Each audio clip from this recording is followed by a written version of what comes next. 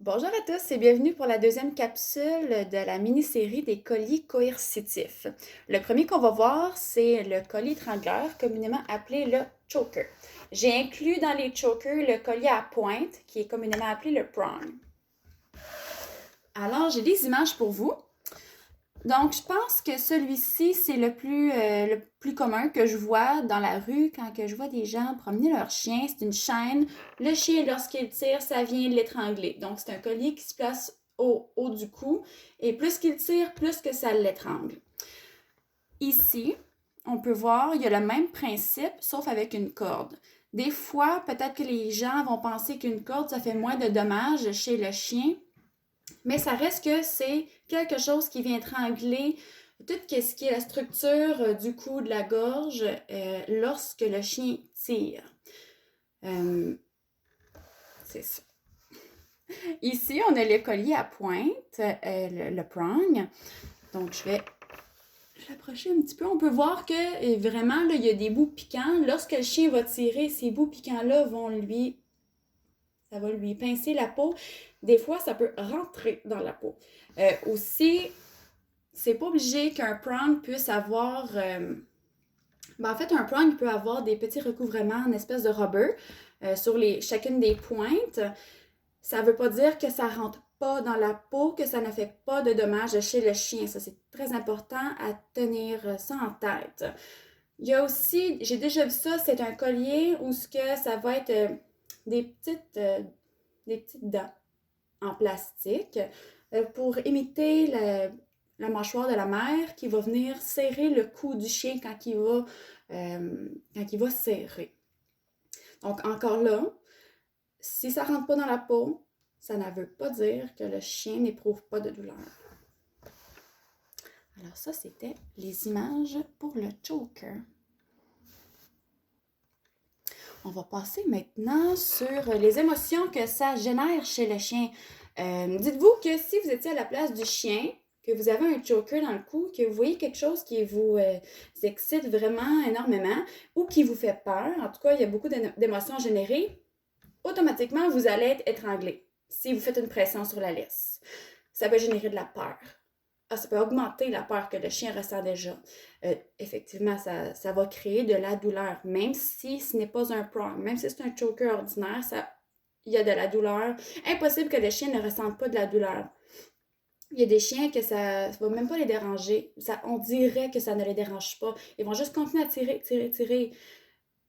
Peut-être qu'il va tomber sa connaissance, je ne sais pas, mais c'est sûr qu'à quelque part, ça lui nuit. Il va y avoir tout ce qui est... Bon, ça, j'étais en train de débarquer sur les conséquences physiques, je suis désolée. Alors, peur, douleur, stress, détresse psychologique. Si le chien est de nature déjà stressé, augmentation du niveau d'anxiété. Ça se peut qu'ils ne comprennent pas qu'est-ce qui se passe. Donc, incompréhension, frustration probablement. Et je suis certaine, ça, c'est pas une liste. Il y a beaucoup d'autres émotions qui peuvent être incluses dedans. Là, je suis complètement certaine de tout ça, mais c'est les principales que j'ai voulu vous nommer. Là, la prochaine image, faites attention pour les yeux sensibles. Ça va être éprouvant pour les amoureux des animaux. Mais je veux vous montrer qu'est-ce que ça fait, quels sont les effets d'un prong sur un chien. Quand on vient raser toute la peau, qu'est-ce que ça peut laisser? Bon, là, c'est une image extrême, mais je voulais vous le montrer pareil. Donc ici, on peut voir l'épée qui rentre dans la peau et ça laisse des plaies ouvertes. Comme que je vous ai dit, ça ne veut pas dire que ce n'est pas des plaies de cette envergure-là que le chien n'éprouve pas de douleur. Parce qu'avec une chaîne normale, vous voyez, il y a tout le système gorge, trachée, et il y a des muscles là-dedans, il y a des artères, ça vient nuire à tout ce système-là. Et si vous voulez de plus amples informations, il y a sur le site de Maître de Maître, elle explique très bien en détail qu'est-ce que ça peut produire chez le chien. Donc, les informations que je vous dis là aujourd'hui, je les ai principalement prises sur son site.